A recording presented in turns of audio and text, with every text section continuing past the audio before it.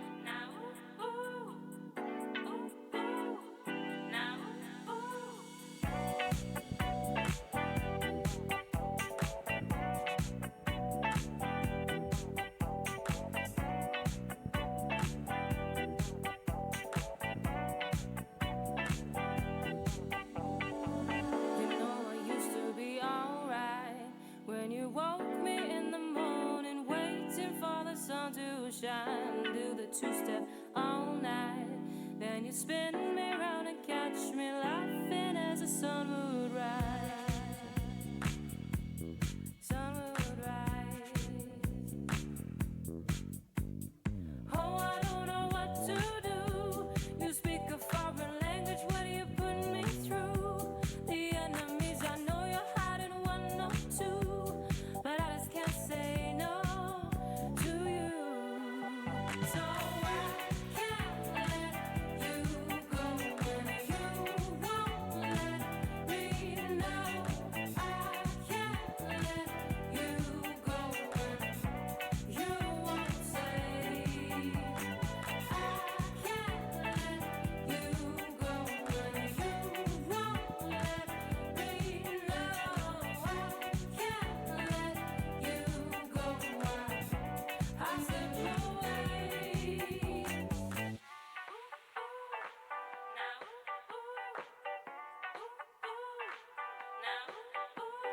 Boy, it's just a puzzle and the pieces they are scattered on the floor. It's a silly little game and the sentences are scribbled on the wall. You think you have the time to reach up all the ugly rise, but the bottom of the matter is it takes up all your time. Takes up all your time. Oh, I don't know what to do. You speak a foreign language, what do you put me through? The enemies, I know you're hiding one or two, but I just can't say no to you. So I can't let you go when you won't let me know. I can't let you go when you won't say. I can't let you go when you won't let me know. I can't let you go. I slip away. Oh, I slip away.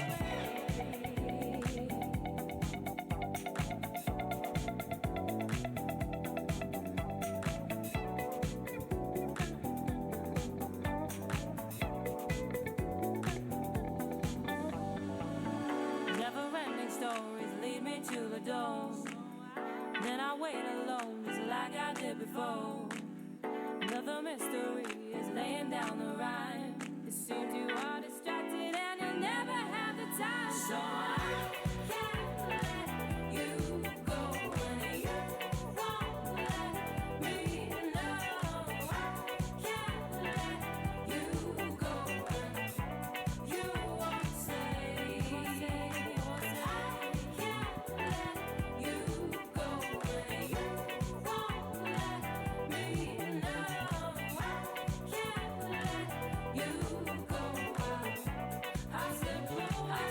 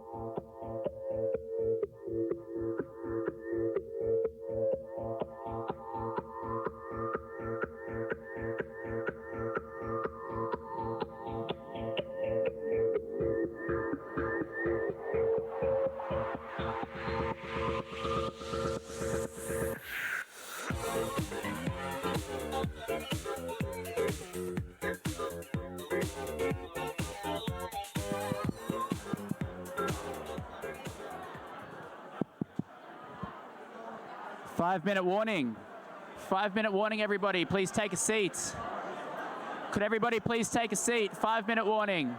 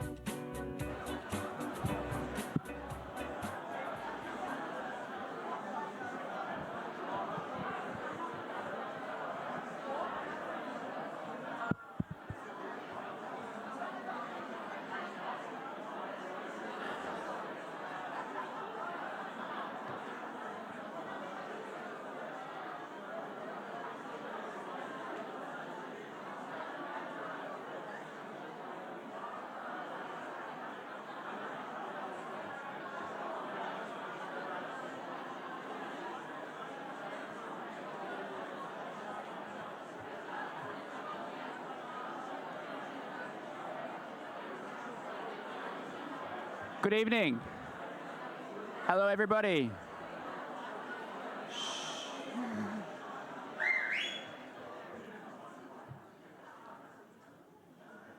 Thank you.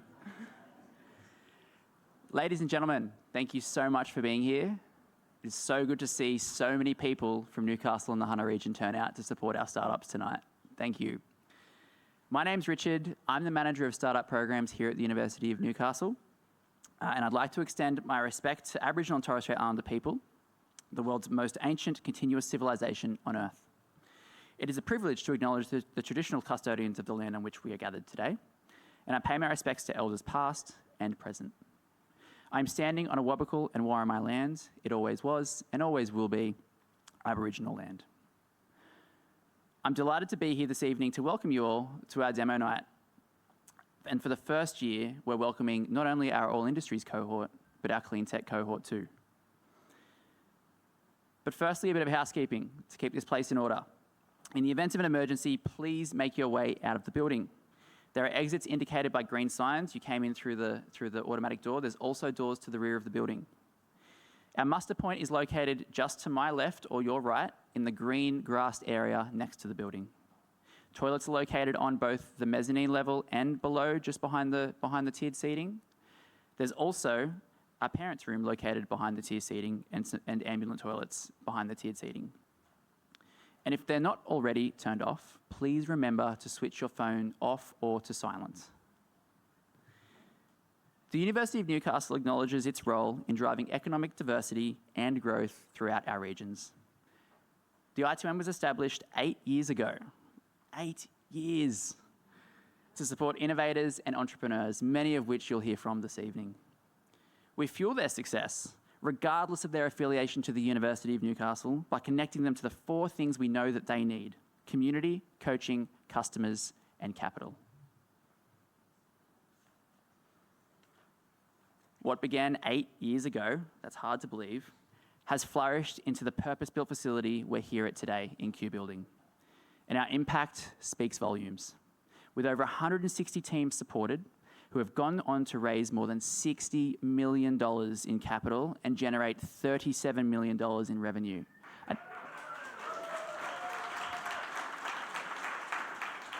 A huge shout out to the alumni founders in the room today who support us by answering our annual survey each year. It's that data that helps drive the outcomes that you're hearing about tonight. But that effort translates to something more tangible: 260 new jobs and almost 300 student engagements, and that includes career-ready placements. None of this could have happened without the leadership of the University of Newcastle's President and Vice-Chancellor, Professor Alex Zielinski, our Deputy Vice-Chancellor, Research and Innovation, Professor Z. Upton, thank you, and our Pro-Vice-Chancellor, Industry and Engagement, Warwick Dawson, thank you. The university's commitment to supporting innovators and entrepreneurs across our region, regardless of their affiliation to the university, is a testament to our institution's commitment to the growth and prosperity of our regions. Never before has there been a better time for people with a passion for solving problems to be able to reach out and make use of risk capital, of grant funding, of customer insights, and of targeted coaching, as they can today to build rapidly and maximize their impact. As our region's entrepreneurial ecosystem has matured, we have evolved to meet that demand, broadening the scope of our programming and deepening the links we have to our country's startup community. The I2N Accelerator expanded this year to include the Clean Tech stream alongside our All Industries stream.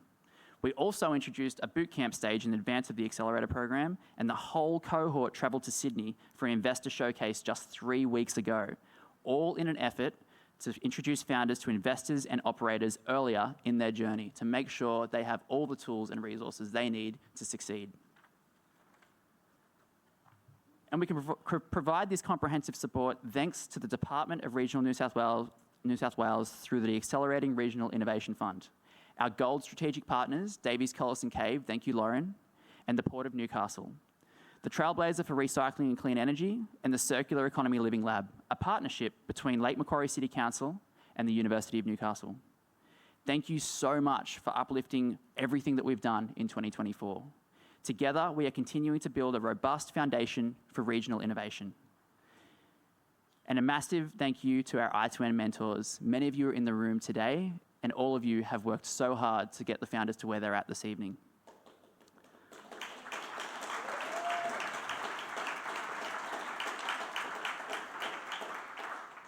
Thank you to Natasha Rawlings, Josh Jeffress, Yannick Zapp, Kate Greno, Jason Choi, Glenn Downey, Matthew Barry, Kate Hines, and John Carlisle.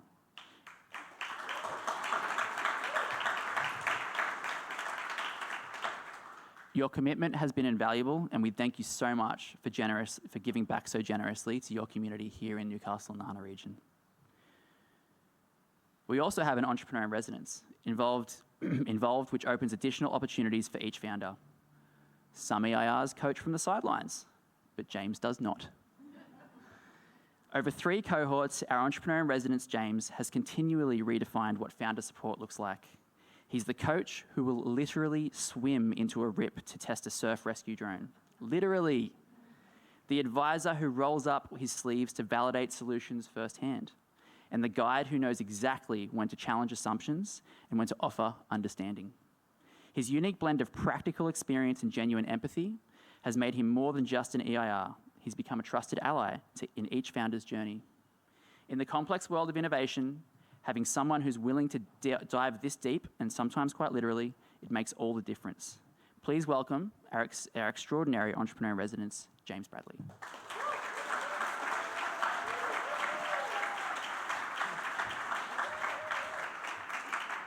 Thank you. Apparently I should have worn my undies on the outside. I wanted to start tonight just sharing a conversation that I had somewhat boozy a couple of weeks ago at an event where I was talking to a stalwart of the local innovation ecosystem. And he posed a question to me. We're talking about the current cohort. How many do you reckon are going to make it? And I sort of shrugged my shoulders and went, I don't know, more than half? Which is a big call, given that most don't. And I kind of got this knowing smile and something along the lines of, yeah, right. Anyway, I stood by my conversation and I came back, said to Richard, hey, let's just have a look through the last 2 years' cohorts. And it turns out that 12 out of the 15 teams are still going, growing and operating, and that's an 80% success rate.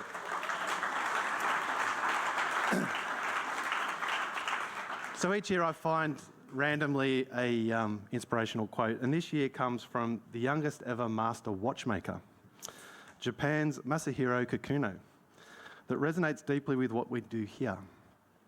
When talking about mastery, he says, passion is not something that can be measured by science, but humans can feel it. And as the entrepreneur in residence, I feel that passion every time I come in here, both from these guys who just keep on going and going, and from the team who does the same and matches their efforts.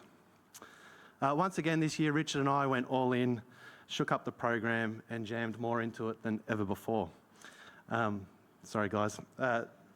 It's a stepping stone approach. So teams start with I2N workshops earlier in the year, then pre-accelerator, and as Richard said, this year we introduced a new bootcamp phase, working closely with the investor network to identify which teams were ready to take the leap, aka outsourcing the decision. It's incredible to see how this collaborative approach has shaped the quality of the teams that we've got this year. Each team brings their unique perspective, background and expertise. We've got science collaborating with creatives, healthcare professionals partnering with technologists, and students working alongside industry veterans. We have the widest ever age range, from 23 to just a smidge over 60, proving that entrepreneurial spirit, you think that's in my name, I could say it, knows no age limit. The diversity isn't just about demographics though, it's about the fusion of worldviews, life experience, skills and wisdom that creates truly innovative solutions. To our teams, your dedication to building, learning and growing inspires us and me daily. You exemplify that unmeasurable passion that Kikuno spoke about, and you're proving that with the right support and determination, great things are possible. I want to express my gratitude to the entire I2N team, including mentors and all of the community. Your commitment to fostering innovation and supporting entrepreneurs is building something truly special here at the University of Newcastle. You're not just running programs, you're investing in the future of our region and beyond. And now I want to speak directly to every one of you about the role that you can play in this success story. You might think that your contribution, whether it's a connection, advice, the right question, or a customer referral is just too small to matter. But for these startups, simple small efforts can have enormous leverage. Think about it. One introduction could lead to a key partnership. One piece of feedback might help pivot to success. One early customer, who could be you just quietly, could provide the validation a startup needs to secure funding. These seemingly small actions can have a butterfly effect that transforms an early startup into a thriving business. The success we achieve here is not just about the programs, it's about this community, and you're all part of it. So enjoy the pictures, grab a drink, and then get to work. Thank you.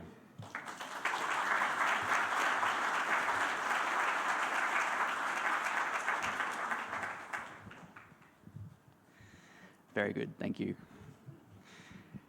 This year's program marked the introduction of our Cleantech Industry Connector. And in the challenging world of bringing cleantech hardware solutions to market, success isn't just about building and selling the thing. It is about finding the right doors and having them opened at the right time. Charlotte Connell has been instrumental in forging vital connections which span industry, government, and risk capital. For our founders, creating pathways that typically take months and years to develop. As a proud alumna of the university, Charlotte has gone above and beyond, exercising her network and helping each founder navigate cleantech's all too complex landscape. Her passion and dedication embody the mantra that each venture takes a village to raise. I will now hand over to our industry connector, Charlotte Connell, to say a few words. Thank you. Wow, it's so great to see you all. But there is nowhere I'd rather be than around some incredible impact entrepreneurs than tonight for many reasons. So yes, thank you for that wonderful introduction. I do work across the climate tech landscape and in clean tech. And climate tech is this, it's not just wind farms and solar panels. It's actually soft and hardware technologies that mitigate and adapt to our climate change impacts. And it is big and broad. It's also incredibly popular. So it's quite a hot sector to be part of. Last year, across the Australian startup ecosystem, it was the #1 most deals sector to invest in. Already this year, and I'd like to say, it's only been half the year, it's not, but across the climate tech sector, over $460 million has been raised, and most of that capital has come from overseas. And with roughly around 20% of climate tech, clean tech companies based in regional areas, that's stimulating the economy and creating jobs, and importantly, getting that capital from overseas. So it's a really good industry to be part of. So why is Newcastle poised to really lead in this clean tech, climate tech revolution? Well, firstly, it's not Sydney. So, yay. Yes, and this is a really good thing. The next crop of clean tech, climate tech, impact entrepreneurs in the unicorn field, they're not going to be coming from Sydney. Sorry, my bias is coming through. They're not going to be coming from cities. They will be coming from regional areas. And why is that? Because there's the space, the workforce-ready capabilities, the skills, and founders with the tenacity to be really intimate with the problems that climate change is imposing upon us. I look at them here, and I know that I have been working with the clean tech companies, but the impact, the rest, they're all industries are creating waves that will have ripple effects long after this accelerator has ended. And similar, I do know that you will be successful. Because when I look, this may surprise most of you, but in tech in general, only around 10% of companies have a female founder. Whoa, shocking, right? But in climate and in that impact space, it is a vastly different story. Across climate tech, over 60% of climate tech companies have a female founder in their team, which is fantastic, I know. You're badass. And that's no surprise considering that women are more adversely affected by climate change and minority groups are more adversely affected by climate change. So it uniquely positions these founders to be more intimate with the problem and create solutions that are for everyone. When a solution is created in a vacuum by only one demographic, it isn't a solution that's applicable to everyone. And these are global solutions that will blow your mind away. In my various roles across the climate tech ecosystem, am exposed to a lot of different incredible solutions. But a lot of these solutions are just that. They're incredible, but they're kind of trying to find a problem to suit. They're trying to find a customer that will take them on. The solutions you'll be hearing tonight from are not just blowing your socks off and your hair back, which I need to blow mine back. They're from harnessing nature's tiniest superheroes to creating world-first technologies in chemical, in energy. But all of them are really wedded to the problem. They're working with customers that just so happen to also be solving the greatest challenge of our time. For our grandparents, it was the war. For our parents, it was civil rights, maybe ours again. For us, it's climate change. It is the greatest challenge of our time, but it also represents the best and largest economic opportunity, and it's theirs for us to take and to grab. And I'm not incredibly biased when I say that Newcastle is a place that can really lead. So you are meeting the leaders of tomorrow, of this new economy, of this new revolution that are creating a more inclusive, just, equitable, prosperous future for all people and for our planet. But it doesn't end tonight, and it doesn't end at the end of this accelerator program. You are all potential customers, and with thanks to Aussie Angels, you can also all be potential angels. But you also have connections. So I challenge you tonight to not only just applaud very loudly, but to connect and to talk to and to really get to the bottom of these wonderful founders' stories and see how you can help, because their success is our success. And let's make sure they all blow that stat away. And it's not just 80%, but it is 100% successful. So I'm really looking forward to it. I'm looking forward to sharing the stage at Woodford. I'm looking forward to more campfires. I'm looking forward to just seeing how far they will go. So thank you.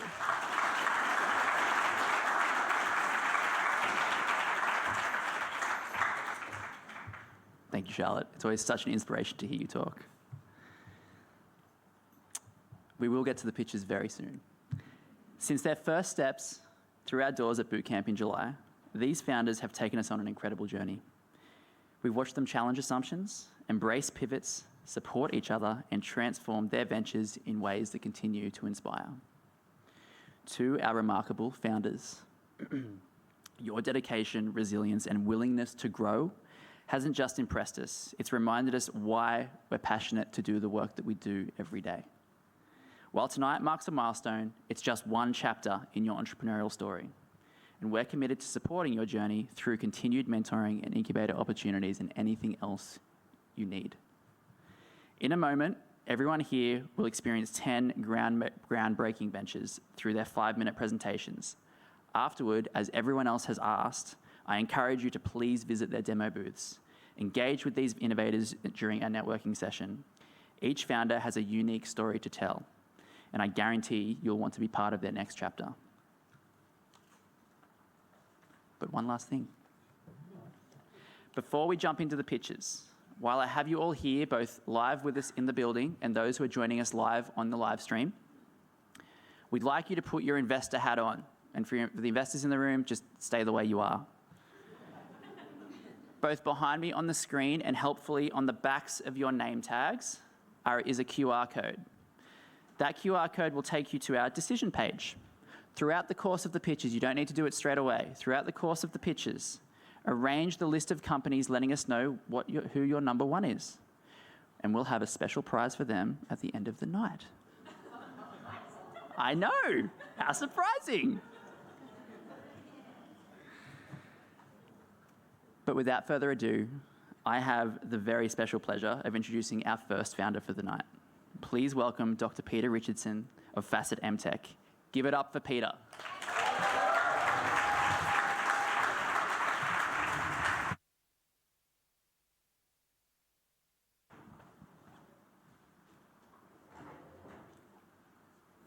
Hi everyone, my name's Peter Richardson. I'm the founder and CEO of Facet MTech. We're really excited to be developing out a new technology for producing clean ammonia. Now, about 6 years ago, this was me working hard in the lab, producing all sorts of new weird and wonderful materials for advanced energy applications. But one day I actually stumbled across something pretty interesting. It wasn't what I was setting out to try to achieve. And what I found was one of the materials that I was working on, if I got it wet, would start to produce an interesting smell. I thought, that's pretty odd. That's not supposed to happen. But I went back to work and kept on thinking about it. And after a little while, I had some conversations with some people, and I came to realize that what this smell was ammonia. Now, this is really not supposed to happen. Usually, it takes a huge amount of energy, high temperatures, high pressures to make ammonia in the traditional way. And here we are making it just with water and air instead. But a little bit more about ammonia first, for those of you who don't know. It's actually the second most produced chemical in the world. We make about 200 million tons of it every year, but because of the fact that we make it by burning natural gas to produce the ammonia, it's actually the most polluting chemical because of its production. We use it for making things like fertilizers, and it also has applications in mining and the chemicals industry. But it contributes significantly to overall greenhouse gas emissions.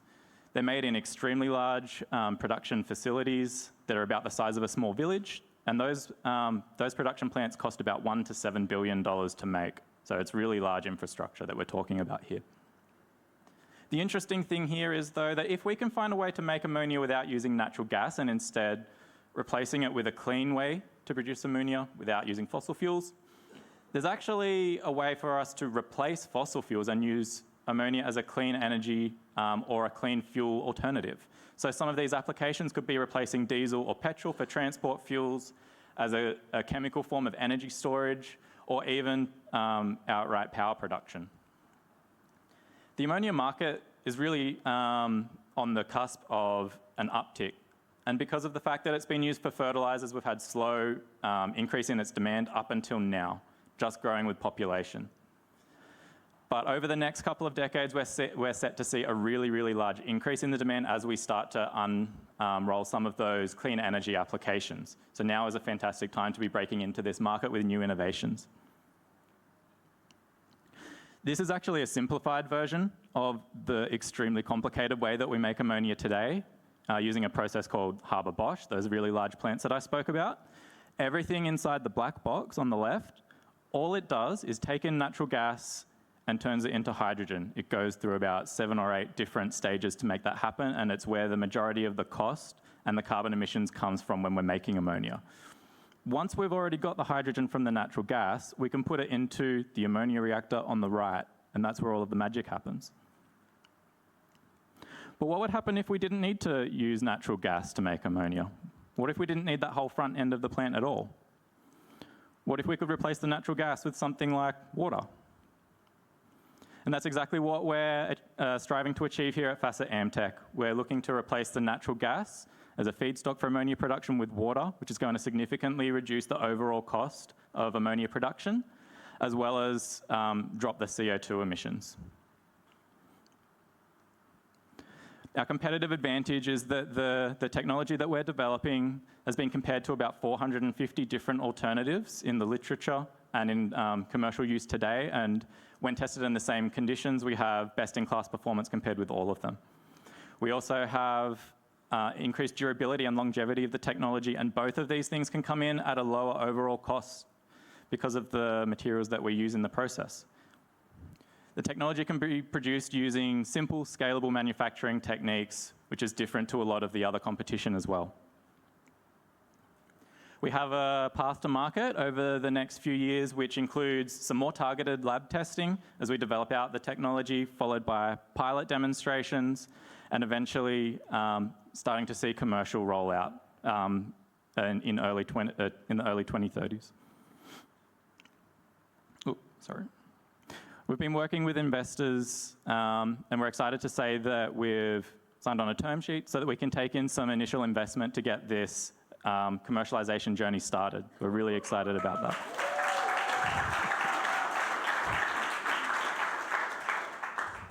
So we're going to be working with ammonia manufacturers, but also people who might need an alternative to fossil fuels in industry and for clean energy, fuel and energy applications. If anybody out there tonight knows of any contacts, please let me know. We're really looking forward to everyone following our journey. Please come and see me at the booth, and happy to talk more. We're FASA Amtech, and we're looking to revolutionise the ammonia industry. Thank you very much.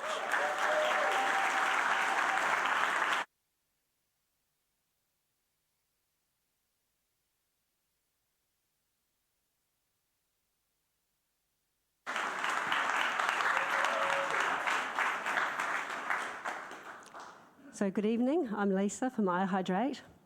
And I'd like to first pose a question. What's the largest component of the human body? Well done. It's water.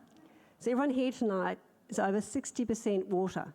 And it only takes some very small drops in that body water, sort of 1 to 2% of your body water, to start to have quite an impact on your mental and physical performance. Headache, fatigue, a drop in your reaction speed. It's one of those things that you probably don't think about, but guess what? That starts to occur typically before you even start to feel thirsty. But for some segments of the community, it has a disproportionate impact. Think, for example, workers who are working in high-risk, heat-stress environments. A worker in heavy PPE gear in hot conditions can lose up to 12 litres of sweat over a course of a shift. If they don't start their shift well hydrated, it has a big impact on their safety, on their health, and their overall performance. Sports people and coaches know intimately the importance of being well hydrated in terms of their peak performance.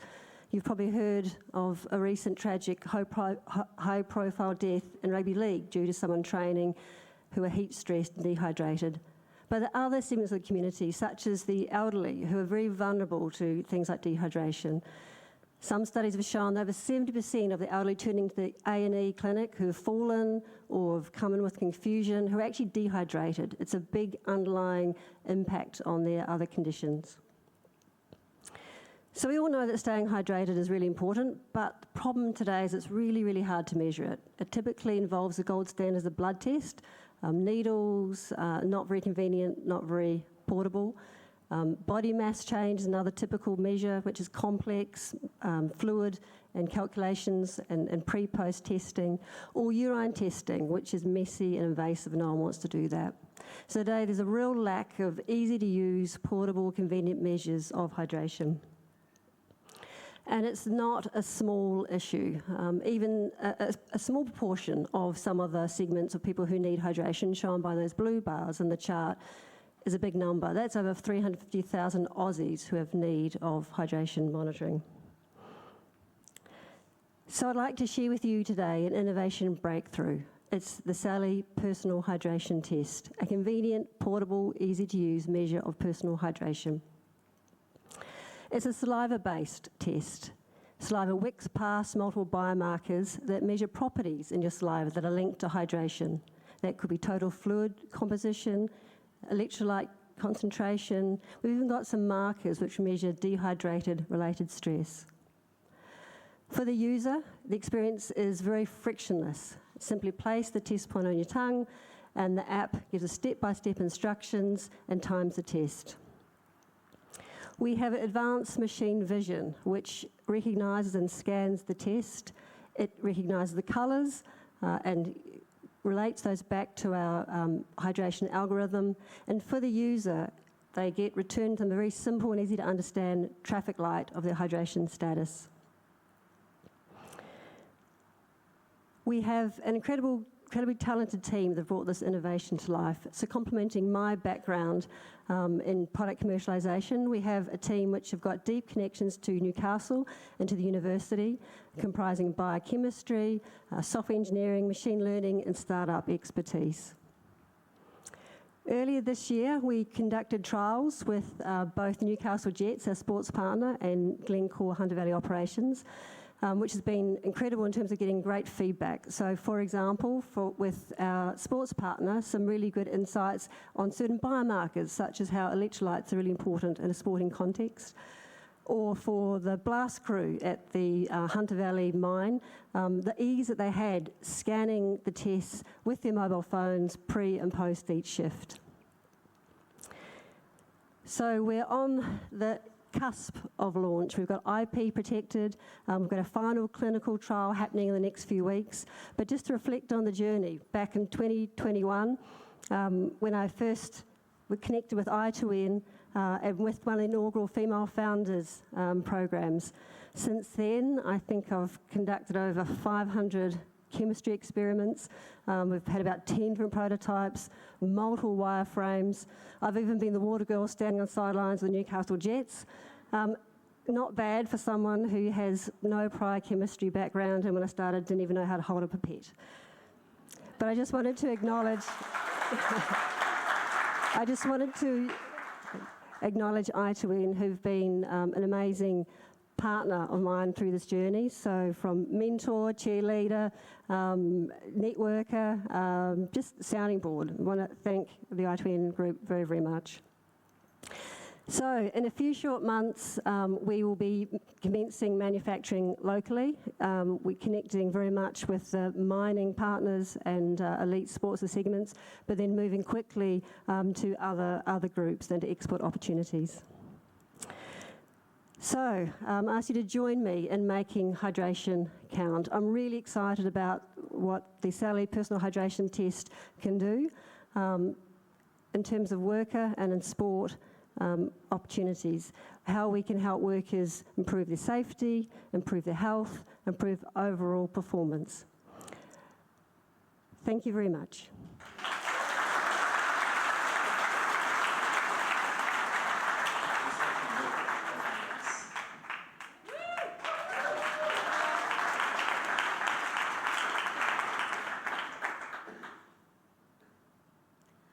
Hi, I'm Nook from Adios. So, we're all going to kick the bucket, pop our clogs, fall off our perch. It's semantics, right? We're talking about death. And we say things like, won't bother me, I'll be dead. Except we have a few conditions. We don't want to die in a hospital. We'd like to donate our organs. We'd rather be cremated. We don't want our family to struggle. Less than 50% of adult Australians have a will. 90% of the people I interviewed thought that organ donation was recorded on their licence. When it comes to death, there are decisions to make and things to get in order. Throw into the mix family dynamics, grief and poor decision making, and what we're left with is sadmin. The sad administration placing unnecessary burden on the people you love, resulting in regret, sadness, conflict, and confusion. Now, I bet we're all thinking about our parents, grandparents, in-laws perhaps. What if you found yourself in this situation? An enduring guardian and a power of attorney appointment would be a very useful thing to have in place. Do you have a family, children, a partner? Do you own and run a business? Do you have a mortgage, superannuation, credit cards, insurance? What do you subscribe to? Are you happy to be buried in a cardboard box? See, we don't know when we'll die. 70% of deaths are predictable, 30% are not. We could lose mental or physical capacity at any stage through accident or illness. There is a litany of services available.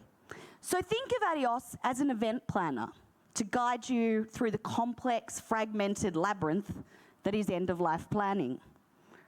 There are 9.9 million Australians without any plans in place. So we're starting here to fine-tune our product. By being prepared and addressing this now, we can take the sad out of sadmin Adios is a platform to help you make informed decisions, explaining what you need to do and how to do it. It's a collaborative 10-step plan that you can share with the people that matter. It prompts you to get things done and shows you where to do them with the resources, services, and information you need. 2024 has been a big year for Adios. I built a prototype. In April, I joined the I2N community. In June, I bought on my first amigo, Gesso. Whoop. We've pivoted numerous times around delivery method, revenue model, brand identity, so many.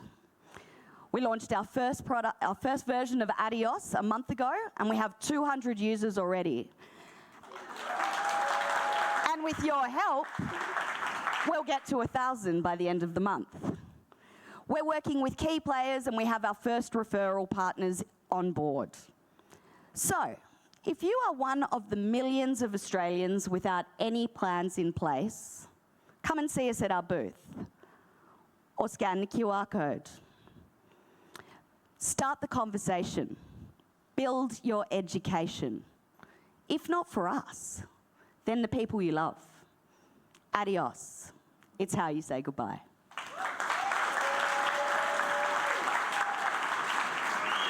My question?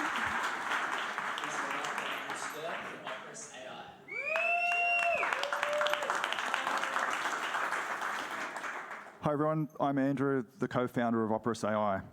I'm excited to introduce you to our optimization as a service platform, poised to redefine how workforces and transportation problems are solved.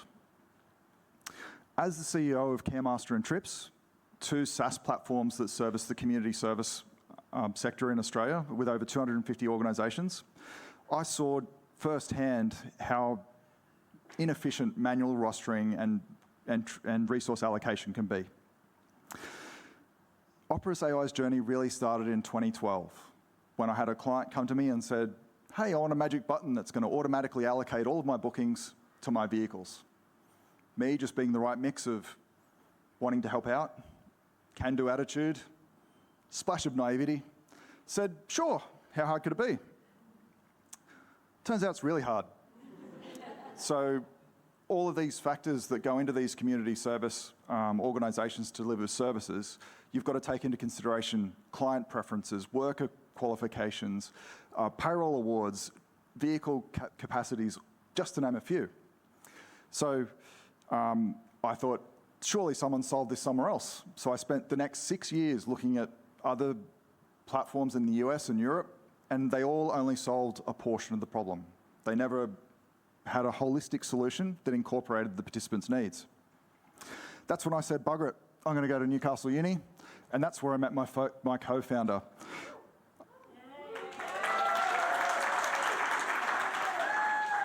Mehdi. Mehdi's an optimization specialist with a PhD, borderline genius and all-round great guy. So together we created Operas AI, a platform that delivers remarkable results.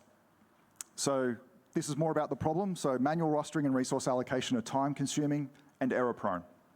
All the considerations you've got, which is the participants, the workers, the government regulations, and the complex award payrolls that you've got to figure out, balancing all of those can almost seem impossible if you're doing them manually.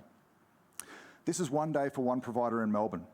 They've got 450 passengers with 1,000 stops, 40 vehicles, 100 drivers, and they've got to manually allocate all of these to their resources and make sure they're maintaining their service quality, keeping the passengers happy, keeping the clients happy, keeping the drivers happy, and everything else. So this problem would take 2 people, 2 days to solve. The solution is Operas AI's optimization as a service platform. So we cut down that manual allocation time to 4 hours with 2 people. And that's just their time, let alone the results of optimizing their roster, which we'll go into in a little while. So not only does our platform offer pre-planning solutions, we also offer dynamic changes. So on-demand problems or on-demand optimization, on-time performance monitoring, and we also can enable a service provider to use our data modeling to predict future results. So they can model what-if scenarios and see into the future.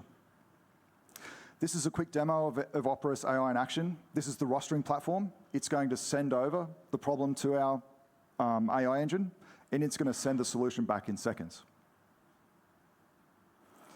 So to compare the results of a manually allocated roster versus our optimized roster, this is using live data. So we've got, from a 2-week period with 1,482 services, we've got a 23% reduction in costs, about $1 million annually, and an 82% reduction in CO2 emissions, which is about 14 tonnes a year.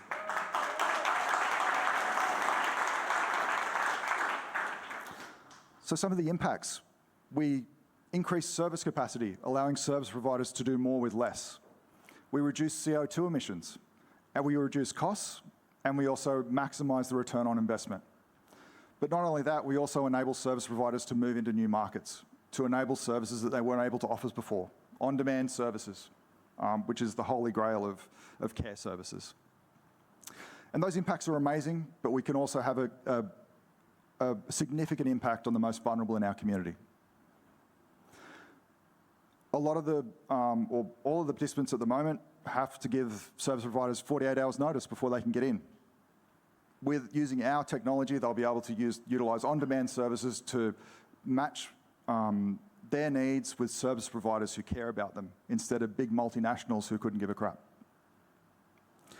Our platform has achieved significant traction. We've already integrated with Caremaster and Trips, and these organisations use our platform every day to optimise their services.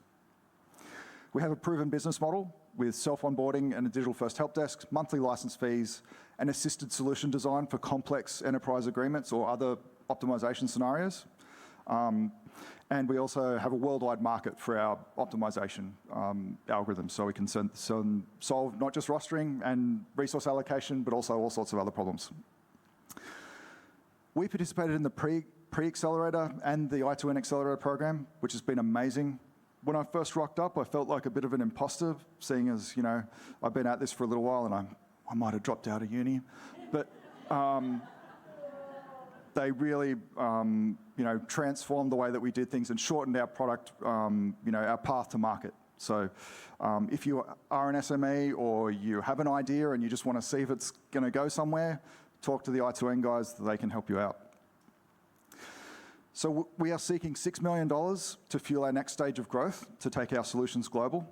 And we're also looking for organisations that want to optimise their workforce or transport and any other problems. I don't want Medi to get bored. And we're also looking for integration partners and digital transformation specialists that we can partner with to deliver our solutions. Inquire at operasai.com or come and see us at the booth. Thank you.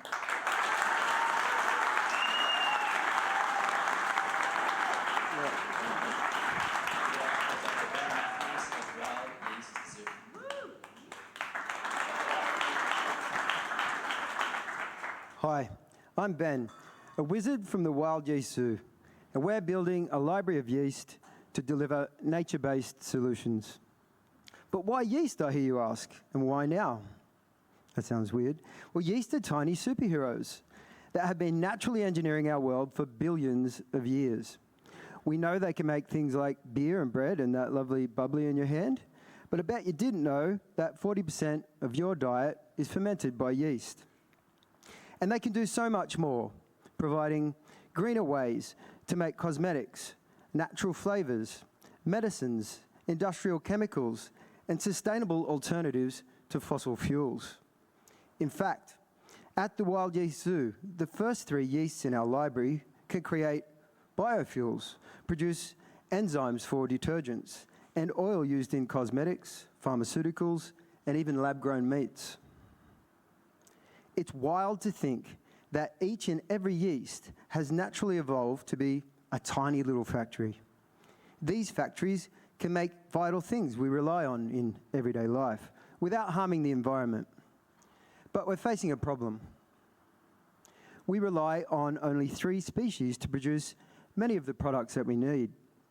And we've barely scratched the surface of yeast biodiversity, with an estimated 99.99% yet to be discovered. Why? Well, before now, they've been hard to find. I mean, they're really small. Their abilities difficult to test and prove, And we haven't yet explored all the places they live, like in the deep, deep sea. At the Wild Yeast Zoo, we're harnessing this enormous untapped potential using technology that allows for rapid, reliable discovery of new yeast. In fact, we have over 500 organisms in our zoo, and we plan to exceed 10,000 in the next 3 years.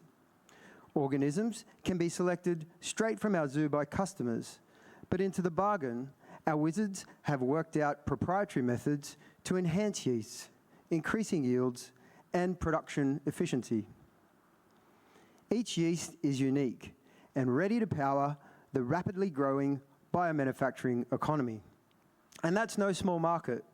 Boston Consulting Group estimates it will explode over the next decade to become a $200 billion industry. And our library will be at the center of this growth. But look, we're not alone. There are others seeking biological solutions to our current and future needs. These guys are primarily using the same 3 species of yeast to solve problems across diverse areas. What we do is provide diverse species to meet diverse needs. Yeast that are evolved by nature and tuned by us to perform better and deliver new capabilities, turning some of these competitors into customers and collaborators. Our zoo of yeasts will be used across multiple sectors to produce everything from natural fertilizers in bioagriculture to sustainable biofuels for cars and planes, and even flavors for things like ice cream in the biofood tech space. We're operating in the fermented beverage industry, where our first customer is a kombucha company. We're targeting high-value flavor ingredients, providing that unique Australian character from our unique Australian yeasts. And we're moving forward into biofuels and bio-based chemicals, deploying a proven technology pipeline to provide bespoke solutions across diverse markets. That's the same technology and the same business model across each segment, representing a total addressable market of over $2 trillion globally. Our team of wizards combine scientific expertise and innovative thinking. I provide strategy and communications, Evan's our chief librarian, Claudia specializes in yeast fermentation, and Pete's our microbial technology expert. We have a business development coach, Ben Leader, and have just recruited Dr. Georgia Weaver as a product development manager.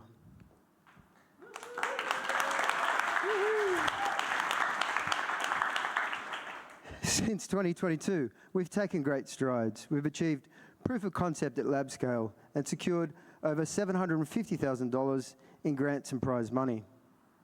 I2N's Clean Tech Accelerator has given us critical insights into local networks and opportunities, helped us connect to the broader clean tech ecosystem through people like the wonderful Charlotte, and given us a home right here in Q Building alongside a network of energetic startup founders. In 2024, we won a $560,000 aerospace grant for biofuels.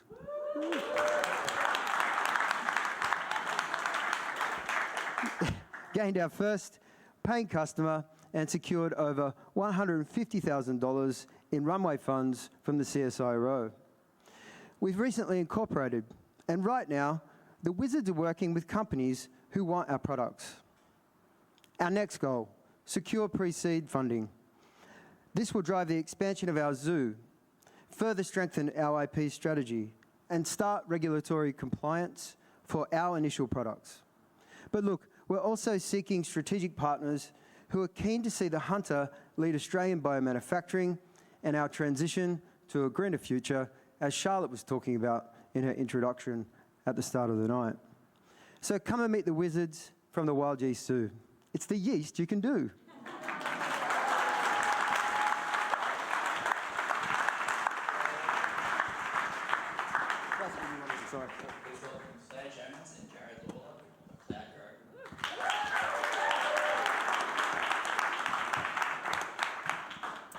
Hi, my name is Claire, and this is my co-founder, Jared. Together, we're CloudGrow, and we share a passion to make the world greener.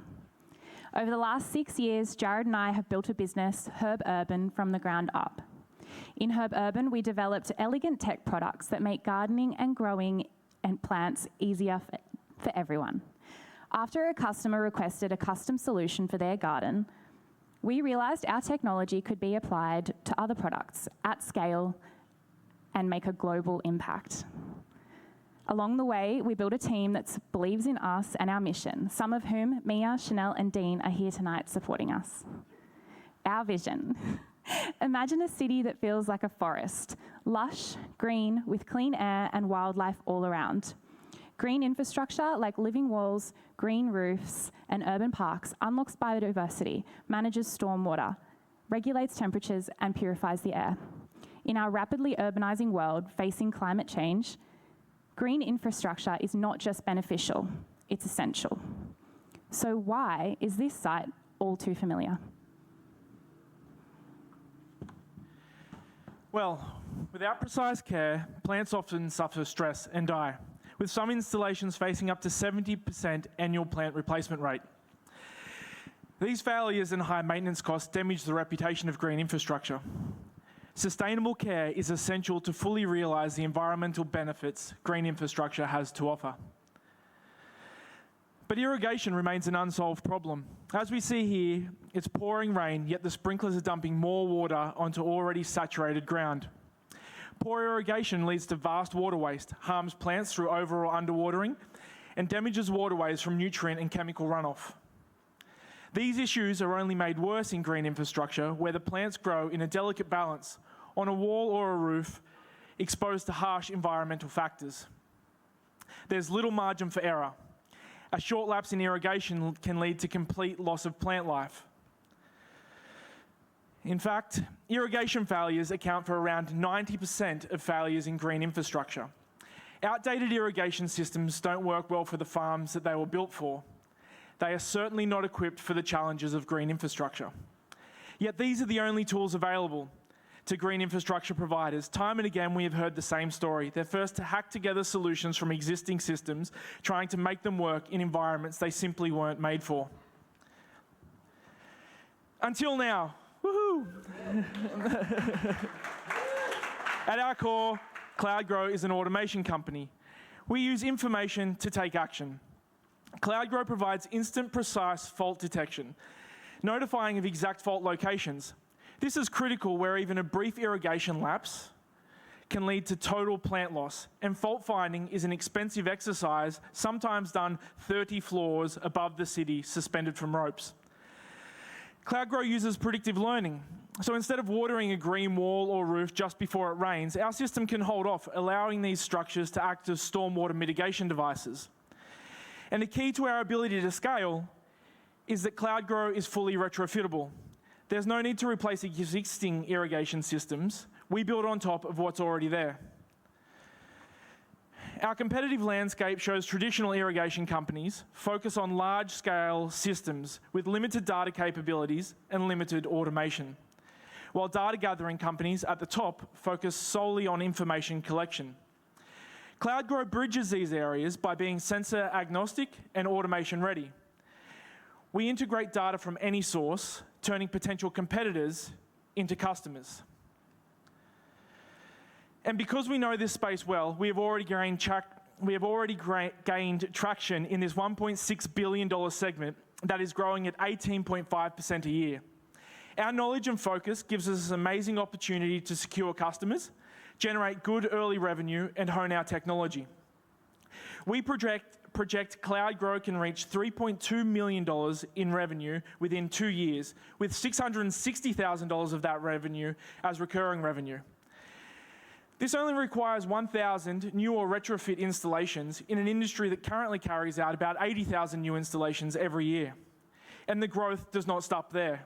Our technology can serve high-value agriculture like wine, berry, and nut production, where precise irrigation is essential. This positions CloudGrow for significant growth. And we are moving fast. Just 5 months ago, CloudGrow was an idea. In August, we were accepted into the I2N Accelerator program. Since then, we've been accepted into the Australian Government Industry Growth Program, and climate tech leaders have recognised our potential impact, connecting us with key networks and awarding us scholarships within the industry. We have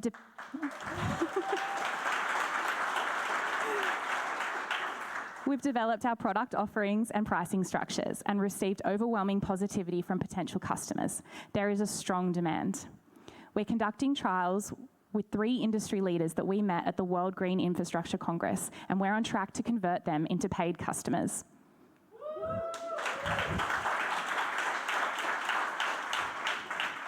We know that CloudGrow can make a significant impact, and we want to keep the momentum going.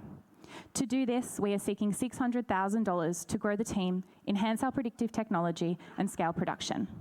We're ready to accelerate CloudGrow's momentum and position ourselves as the go-to solution for green infrastructure and precision agriculture. Together, we can drive the adoption of green infrastructure to create healthier, more resilient cities worldwide. Thank you.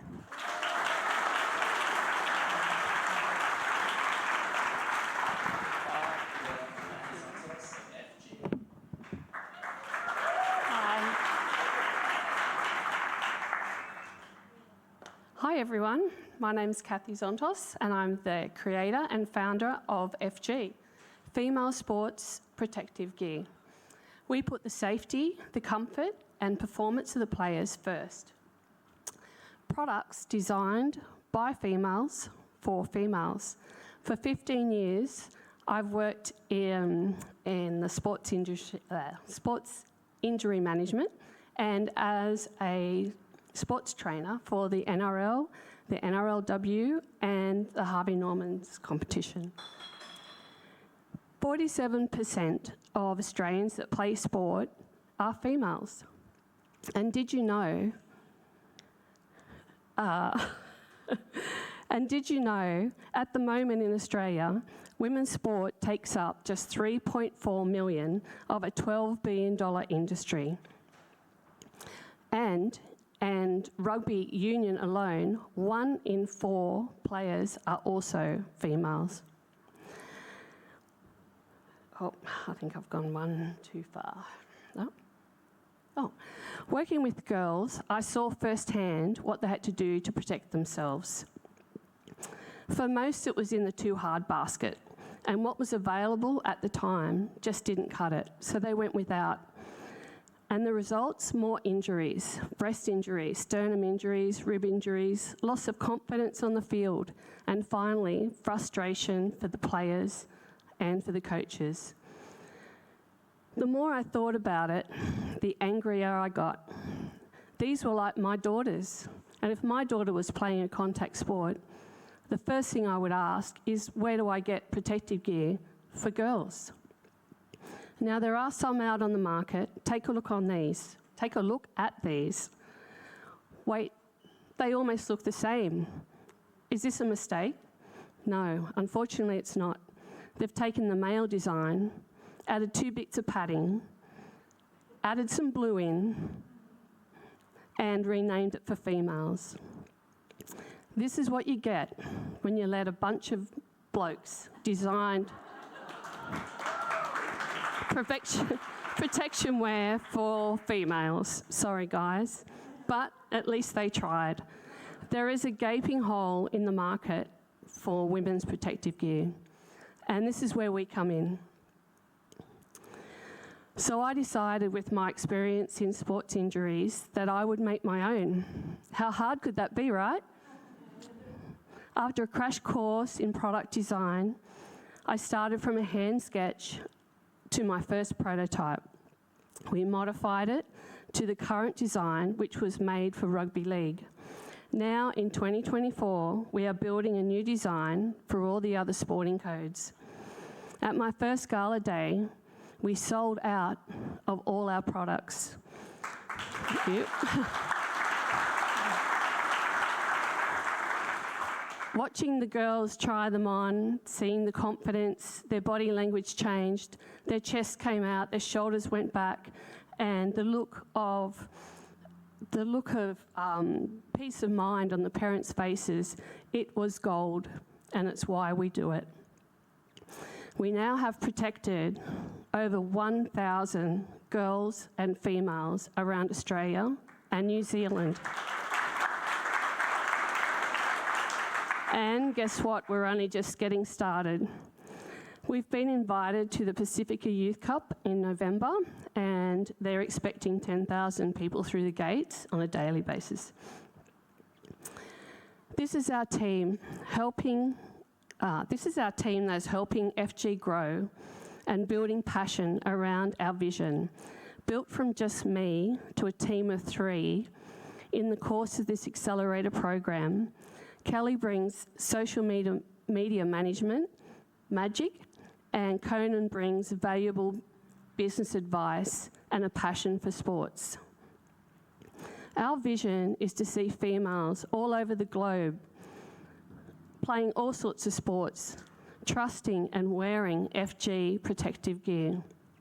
Our goal for 2025 is to design more products, onboard as many sporting codes as customers, and potentially open up to the New Zealand and US markets. To achieve this, we need your help. We need relationships. So if you know someone in the sporting industry, or you are that person in the sporting industry that can get our products to where they need to be, please come and see us at our booth and have a chat. We even have a special deal on tonight, so come and ask us what it is. And finally, if you're passionate about showing our girls that they matter too, would you please click on our QR code and share with your family, your friends, your neighbours, your workmates, and ask them to share. Everybody knows somebody with a daughter that plays sports, right? Please help us to help you protect your daughters. Thank you.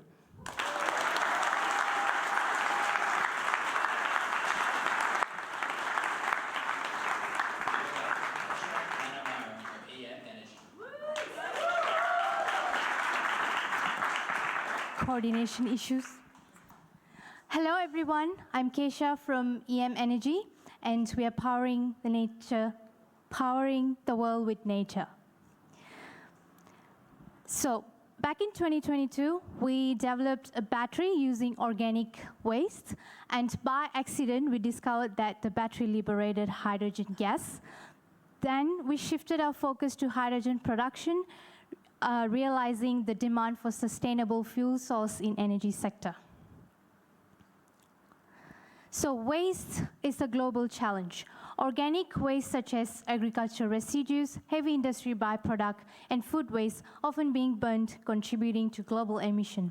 And industries are using fossil fuels like there is no tomorrow, leading to climate change and facing strict regulations.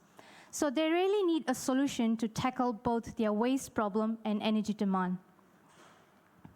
EM Energy's technology uses these organic wastes to produce green hydrogen by using organic chemistry activation, which require zero energy input, and it is a zero emission process as well. So our technology is cost effective compared to other existing green hydrogen technology because it requires no energy, no complicated infrastructure, and the hydrogen reactor can be deployed on site, producing instant hydrogen, avoiding the need for transportation. The technology's biggest advantage is it is circular waste compatibility, which means the residue after the process doesn't go to landfill. It can be repurposed for other industry use, such as pulp and paper, graphite production, and since it's carbon rich, it can be used as a topsoil. Our potential markets includes industries with huge amount of organic waste, and they have no beneficial use for it, and they're very relying on fossil fuels for their heating processes, but they have targets to reduce their carbon emission. They are coal, green steel, and sugarcane industries. EM Energy's technology provides them an alternative sustainable fuel source and economic benefits through circular waste solution. So we'd like to share a little bit of our key milestones this year.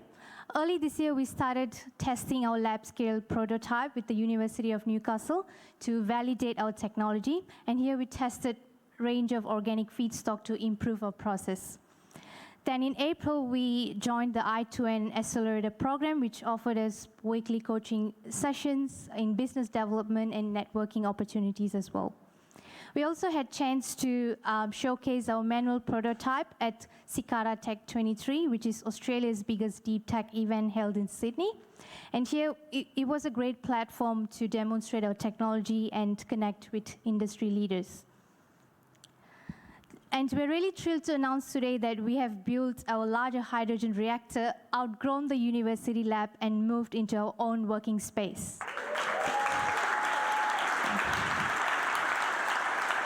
So we are a team of 4, and we have the right skills to develop a technology for energy sector.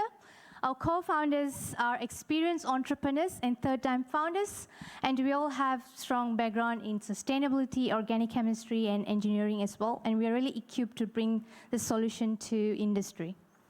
As we continue to scale our technology, we are seeking for connections with people in operation and sustainability in the coal industry, particularly those here in Hunter region, in Port Waratah Coal Service, in Latrobe Valley Coal Mine in Victoria.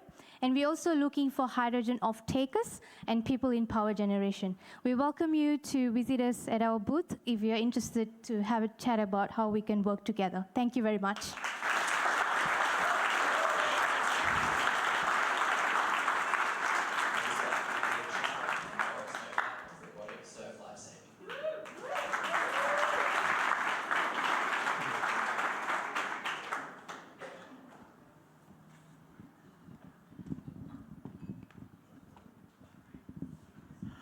Hi, I'm Boris Novak. This is Peter Chatwin, and we are Robotic Surf Lifesaving. And this is the RoboDucky. A number of years ago, when I was sporting, a real dad bod, my inflated sense of ability took me out for a surf after many years of absence. It was a big surf day, which also meant that it was a big rip day. And before I knew it, I was in a lot of trouble. I got caught in a horrendously powerful rip that took me out to sea about a kilometre out. It took all of my discipline not to panic and a huge effort to make it back to shore, where I ended up about a kilometre down the beach. The experience absolutely shook me to my core as it scared the living daylights out of me. But as it turns out, my experience is not an uncommon one. Ocean drownings are a serious issue, especially in rips. In fact, Surf Life Saving Australia says rips are their #1 concern, and it's easy to see why. 80% of the 8,857 rescues they performed last year were inside rips. Now, let's use Bondi Beach as an example. It has 4 common rips with over half the rescues happening just outside the flags. So why aren't people just swimming between the flags? Well, it's often cultural misunderstandings, language barriers, or simply not knowing the risks that makes this an ongoing issue. At the moment, lifeguards are using rescue boards and rescue tubes for 58% of their rescues. This is because they're quick to deploy. However, they're limited in their speed to reach a distressed swimmer. On the other hand, jet skis and inflatable rescue boats account for 32% of all rescues. They're quick, however, they come with a lengthy deploy time. That's where the RoboDucky comes in. It's designed to enhance and extend the capabilities of lifeguards by combining the ease of use of simple traditional rescue equipment with the speed of high-powered rescue craft without the lengthy deploy time. It has a sitting duck mode, which is a GPS station hold. It travels at over 35 k's an hour and can tow 270 kilos back to shore, all while being fully operational by just one person. It has a soft and durable hull, so it won't hurt anyone, and it can handle 12-foot surf with ease. But how about in the real world? So let's have another look at Bondi. With the sitting duck mode, RoboDucky can be deployed at the start of the day to anywhere in the water and reliably stay at that spot unsupervised for as long as we like. In the example you see here, from the sitting duck spot, we can reach nearly anywhere along the beach in under 30 seconds. A powerful advantage whilst it's ready in the water in sitting duck mode, is that our battery can operate RoboDucky for up to 100 hours on one single charge. Christmas Day at Bondi sees lifeguards perform roughly 125 rescues every year. So from 9 a.m. to 8 p.m, that averages to about one rescue every 5 minutes and 16 seconds. Our RoboDucky could perform any of those rescues under 30 seconds. In fact, it could perform all 125 of them on a single charge. So just how quick is 30 seconds in a rescue? Well, if you had a distressed swimmer caught in a rip 50 metres out at sea, and a lifeguard who could run as fast as Usain Bolt and swim as fast as Michael Phelps, it would still take a little longer than 30 seconds to reach them. Now, these are record times that don't account for factors like running on sand, swimming against waves, finding a piece of rescue equipment, or that the average lifeguard is not a combination of Usain Bolt and Michael Phelps. The RoboDucky is better than the best. For the few months that we've been going, we've already conducted initial prototype testing, working closely with lifeguards to identify key minimum viable product features. We've developed a brand identity and identified customer demand from the CEO and board chair of the regional surf lifesaving branch. As well, we've got interest from Surf Lifesaving Tasmania that wants to do a trial of the RoboDucky. We've got trademarks in place, and this Saturday we've been invited to demonstrate to all the surf lifesaving directors of every state in the nation at the first ever Surf Lifesaving Australia Innovation Day.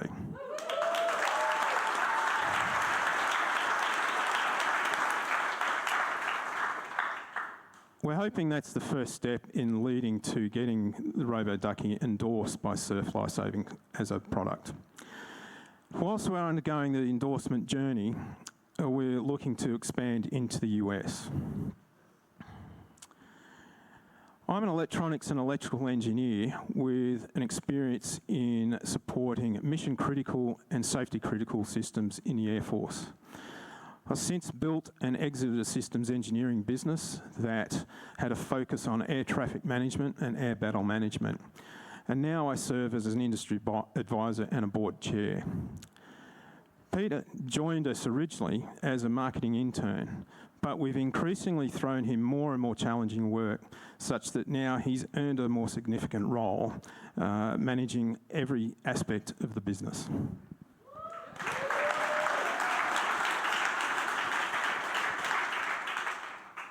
Follow us on our journey to see how we're working with Surf Lifesaving Australia to develop our product and bring this game-changing technology to beaches around the world. Thank you.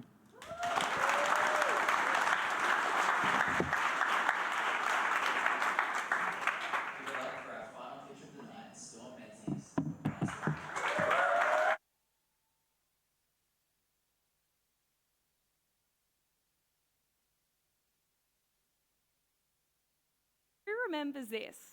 Learning to do makeup. Lipstick, ear to ear. Makeup was like a rite of passage. It's self-expression, creativity, identity, independence.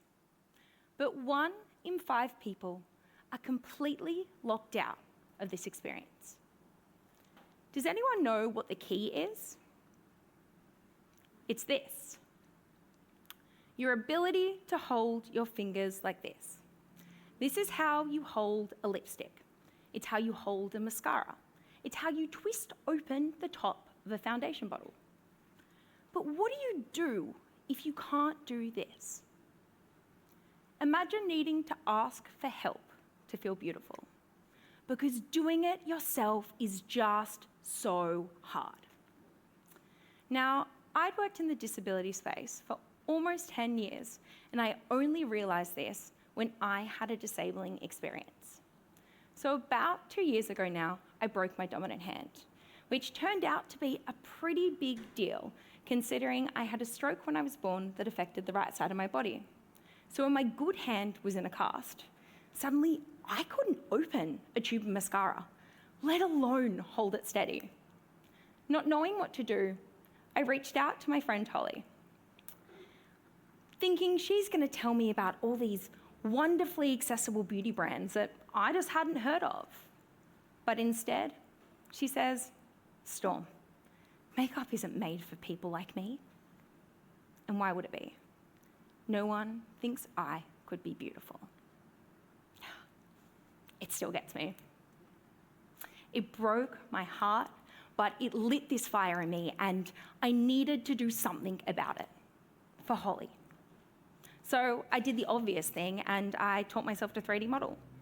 I bought a 3D printer, and I injection silicon molded prototypes in my garage. I spoke to over 100 people with diverse needs, and we iterated and iterated until we had products that actually work. Oh, and I did learn what an industrial designer was after I Googled how to make prototypes look pretty professional. And this is them, our makeup accessories, products that simply attach to your favorite makeup items to make them easier to use for everyone, especially if you have an upper limb disability, poor grip strength, weakness, arthritis, or a trauma. Our products were universally designed to work across different product types and brands, which means our community can use the same products as anyone else. But isn't this a niche problem?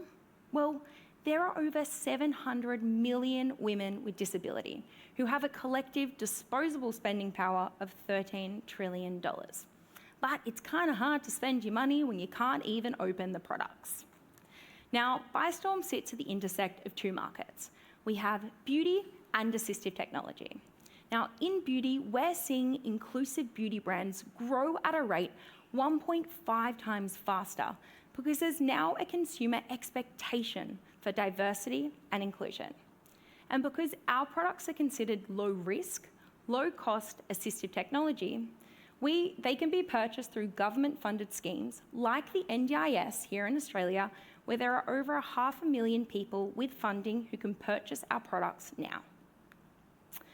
Now, our patent-pending products are first of its kind. While there are a tiny handful of brands making accessible products, none do what we do, which is offering a third-party solution that can work across different product types and brands.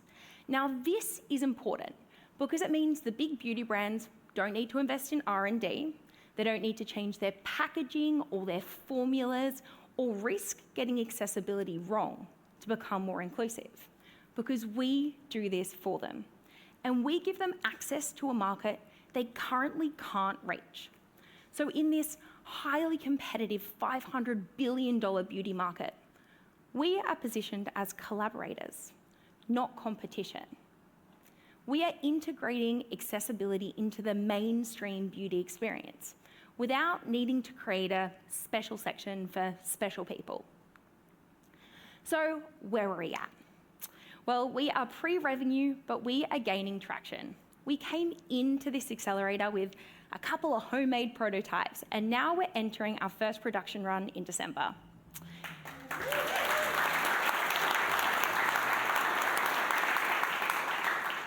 We have grown our waitlist to over 1,000 people, and we've now secured a deal with a big Australian beauty brand for a co-launch early next year.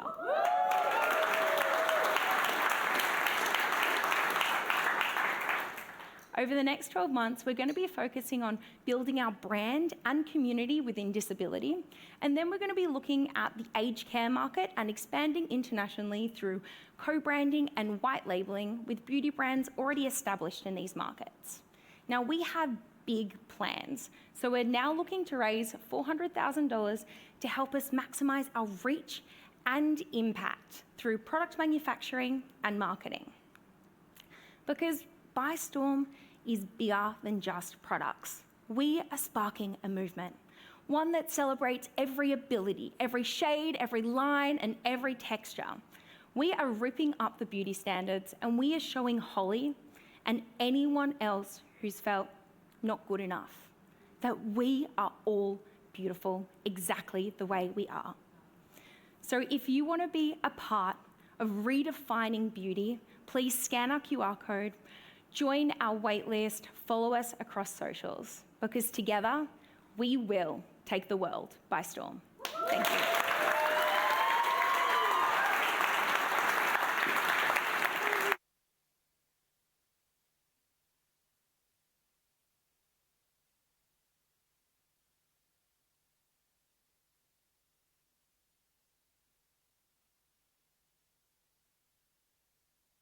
Jump in. Oh, thank you. Before I jump in, I just want to remind everyone, you can scan the QR code if you haven't already, and think like an investor. Of all the 10 pitches that you've seen tonight, consider who you might want to invest in the most and rank the startups accordingly. It won't be shown to everyone, but what we will be doing is revealing a special prize to the company that receives the most investment from the crowd.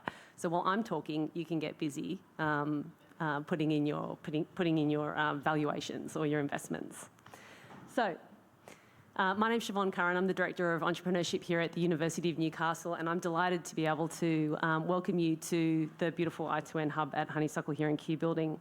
You have just witnessed the incredible vision, passion and commitment of 10 of the most innovative, action-orientated and ambitious founders in Australia right now.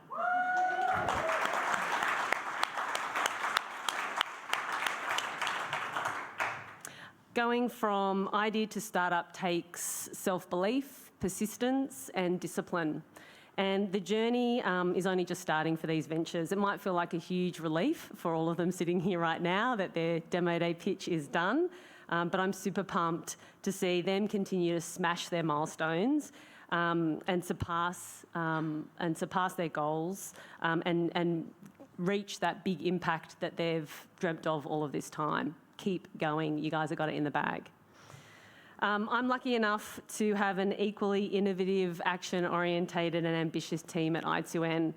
I must spotlight Richard, Berry and Kelly Piopa, who are the backbone of the accelerator and run a tight ship.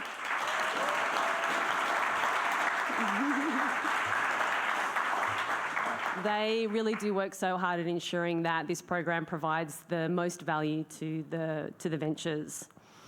Also, deep gratitude to the dedicated I2N mentors who volunteer their time. They meet with their teams once a week to console them, counsel them, and also provide advice, networks and connections. Equally, thank you so much to our entrepreneur in residence, James Bradley, yet again, for just being a stellar person. And for our industry connector, Charlotte Connell, thank you so much. Like the founders you've seen tonight, I2N has been on its own journey, realising its goal to make Newcastle the best place in Australia for tech startups to achieve their ambition. We're 8 years old this month, as Richard mentioned earlier, and every year that passes, we see evidence of that vision being realised. And I'm just going to highlight a couple of examples from this year's Accelerator program. Peter Richardson from Facet Antec was our PhD supervisor when his supervisor, Professor Eric Kissy, was spinning out his own invention at the University of Newcastle that's gone on to become one of the leading clean tech startups in the Hunter region, MGA Thermal.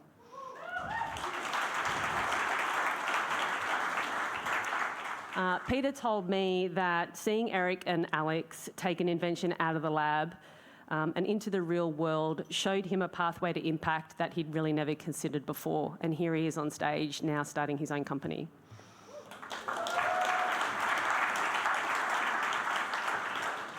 And Lisa Wynn from iHydrate.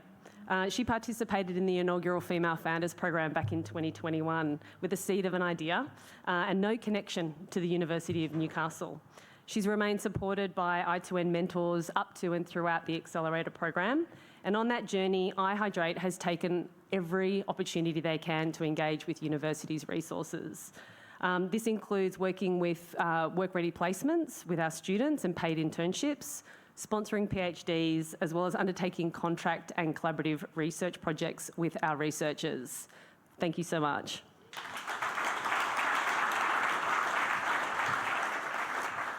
And in case it wasn't completely obvious to you, RoboDucky founder Boris Novak, who is an industry stalwart in the region and has consistently engaged with I2N events since 2017. In fact, he participated in one of our very first courses called Entrepreneurship 101, an online course that we now no longer run because we have in-person events instead, back in 2017.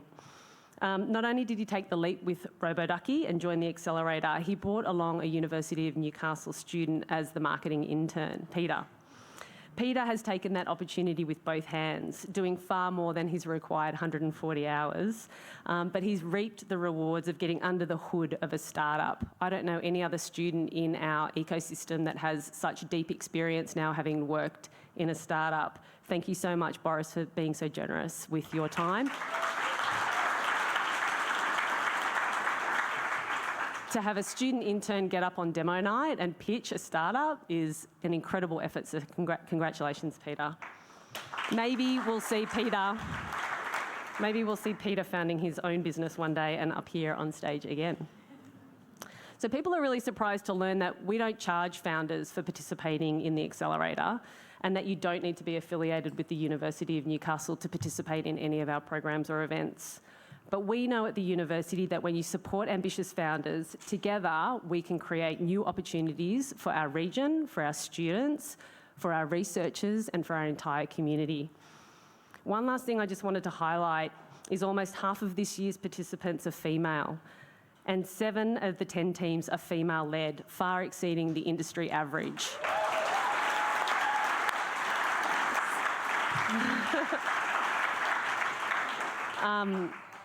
I have no doubt that Newcastle is the best place in Australia for tech startups to achieve their ambition. You've just seen 10 reasons why. If you'd like to ensure that this momentum continues and you want to get involved, let me know, and also contact our Office of Alumni and Philanthropy. They'd be more than happy to have a conversation with you as well. So, before we ask the founders up on stage for a big group photo, I'm just now going to announce the most investable startup as decided by our angels in the room.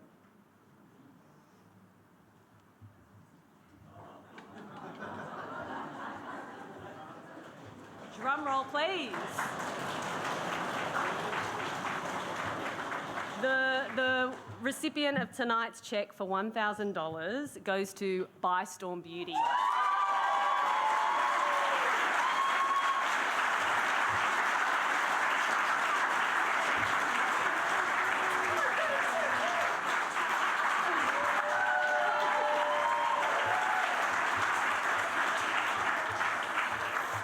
Let the networking commence.